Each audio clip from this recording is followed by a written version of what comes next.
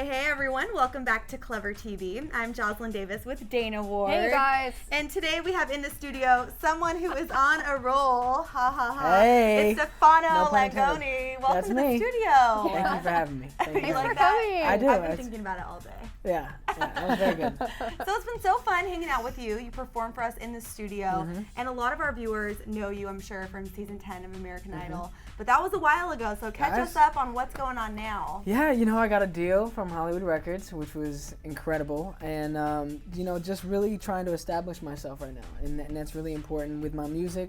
We were talking about acting earlier, and just separating myself from that, and I think that's very important for my success in the future and now. So doing that. Yeah, what do you think that fans of yours from the show are going to love about the Stefano that they meet now?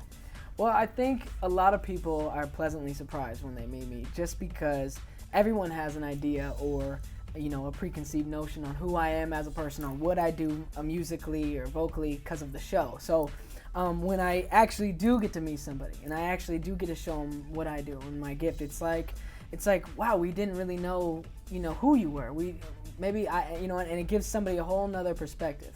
And I think that's very important, and it's a joy for me because I get to go into these studios and go on radio and hearing people say, man, you're not like the typical American Idol guy that we would meet or singer or whatever, and that's important, and that's a part of trying to establish myself here and really show my true colors. Yeah, because truth be told, a lot of people from the show don't really go on to do much after the show wraps up. So how hard have you been working? What's the process been like? Were things like handed to you? Oh, no, never. They were taken away. Yeah, they were. You get voted off the show, they're like, thank you very much. Here's your ticket back home. See ya. So I was actually the first idol to stay in LA. Good for you. When I got voted off. I'm from Seattle. And my parents were like, my dad was like, you gotta stay there. And my mom's like, no, come home. We miss you. I want to see my boy. And I'm like, Ma, I gotta stay here. So I actually saved up some money from the show, and I was living out in some motel for a little while. And then I moved to Malibu. My dad had a friend from high school living in Malibu, and at the time I didn't really know what Malibu was. I'm just in LA for like 6-7 months, and I take a taxi out to this house. This house is on the beach. And I'm like, oh my gosh. You have arrived. I have arrived. Like, I have a piano. I wrote a lot of songs there. It was great. But, staying here actually helped because I wanted to make sure that my face was out there. I was going to everything and anything I could. And just keeping the buzz up. That was another part of the whole reason how I got signed. And I carried that on into the tour and used the tour really, again, to really define myself and separate myself from the whole scene. And a part of the show, I ripped my shirt off, I threw it into the crowd. I mean, I went ham on the tour. So that was a great opportunity for me. But it's all about, using these things to your benefit and really working hard and being driven and realizing that, for me, every day I wake up, I have something to do. I have something to go for. I have something to work for. And really, if I don't do that, there's no point. So I keep myself motivated that way. I'm super impressed that you have built and created this entire arsenal of songs. Can you talk to us a little bit about where you've drawn all of your inspiration for totally different vibes in all these different songs? Yeah. So, the songs that I did for you guys, you're talking about The Crash, and then we go Love, and then we have The Cherry on Top, and all these kinds of things. Growing up with a father in the music industry who would play with Santana and Sting and had the soulful vibe to him, had the jazz vibe to him. I grew up with so many different styles of music. I studied opera. I studied jazz in college for 3 years. It actually got me through college, a full ride scholarship. I studied, in the gospel choirs and in the soul and stuff like that. And so this album for me, I wanted to show all the different kinds of things that I can do in the funk and in the fun, like funky stuff, and in the crooner, the song to the ladies, because that's home for me. That's really where I'm from. And showing the fun music like On a Roll, like We Ain't Looking for Love, and all these fun different types of what I do. The last song on the album is my father's song. It's called Am I Living a Dream? And I grew up with him playing this song. It's just me and piano, and a whole orchestra. It's absolutely incredible, and I'm so happy that it's on the album. But you know, just again, taking the experience of my life and using them to help me create. And I think that's what makes it real, and that's what gives you that sense of knowing that I'm an artist, and feeling that not only when I sing, but when I even talk to you, and just give you an idea of where I'm coming from, where my brain's at, and how I think, and my experiences, like the crash, and like falling in love, and like having those kinds of things, and using that.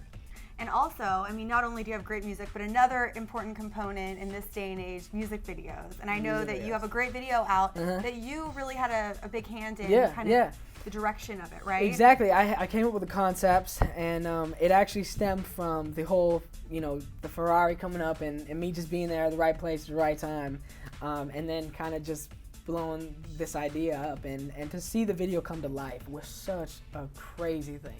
Because you have these ideas over months and months, and you write them all down, and then you find the right director, Mickey Finnegan, who did LMFAO's videos.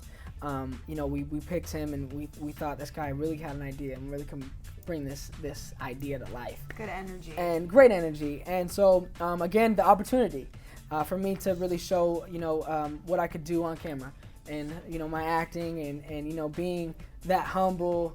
You know, it was actually, for I'm on a Roll was really easy, because at that moment I was on a roll, and I was, you know, everything I was doing, it was so humbling, and I just played that part. So as easy as it was, I still feel like I executed pretty well, and we made a great video, and now it's gonna be, you know, this month, the next video, and what I can bring to the table, and how I could show a different side. And I think that's very important now, because it shows how I'm diverse, and what I can do in this industry. So when will the album be coming out? Do we know? Okay, Fans so are dying for this is the thing. My contract, we had a deluxe. We had to make a deluxe. I like the word deluxe. That already sounds good. The deluxe It does album. sound great, you're and right. so we've been really going in the studio. I just recorded a song called "The Sounds of You," which it's so crazy. And so now everyone's just flipping out about the song, and we want to just get more of me, more of my own songs in this. So at first it was September. We actually have a full album that's done, but we don't have a deluxe album yet. And and of course, you know, you don't want to go out with an album, you want to put out your deluxe too.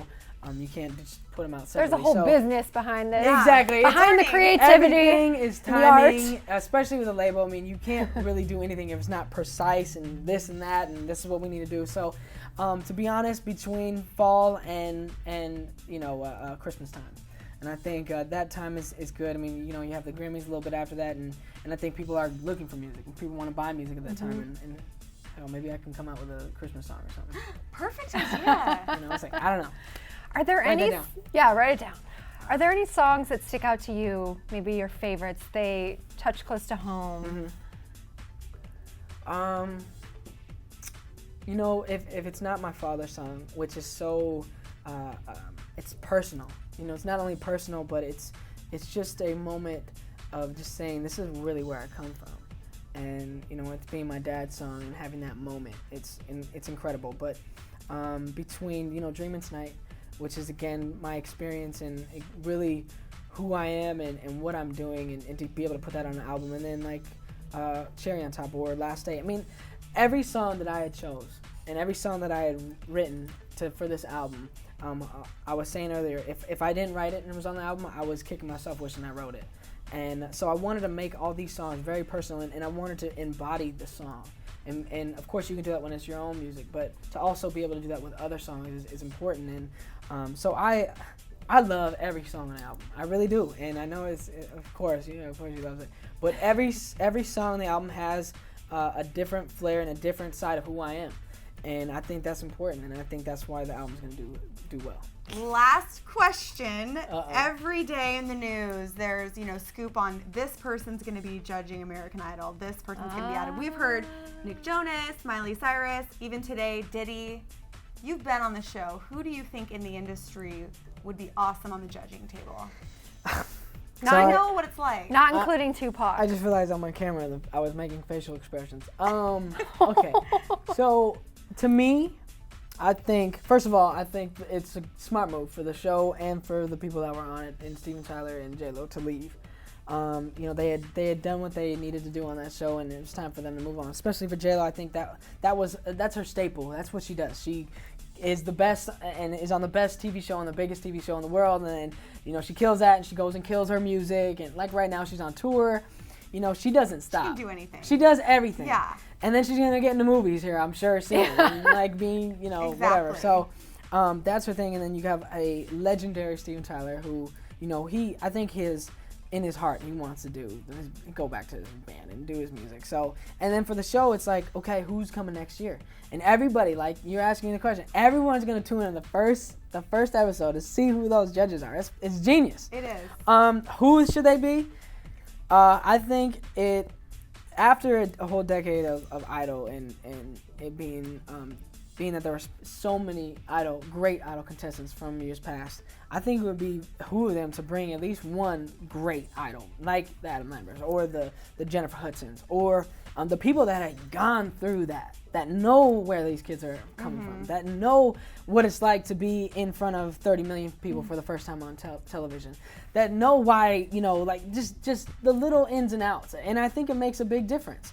And so I think that would be great. And obviously somebody that's not just going to bring, you know, a personality. I'm a huge fan of Ellen DeGeneres, but I think it backfired on him because it doesn't give much credibility. You want somebody who has done and made a mark in the industry, that has an idea music of specifically, music and not just entertainment, but music. You guys make sure to stick with us right here on Clever TV for all the latest on Stefano and all the rest of your entertainment news needs. I'm Joslyn Davis with Dana Ward. We'll see you guys later. See ya.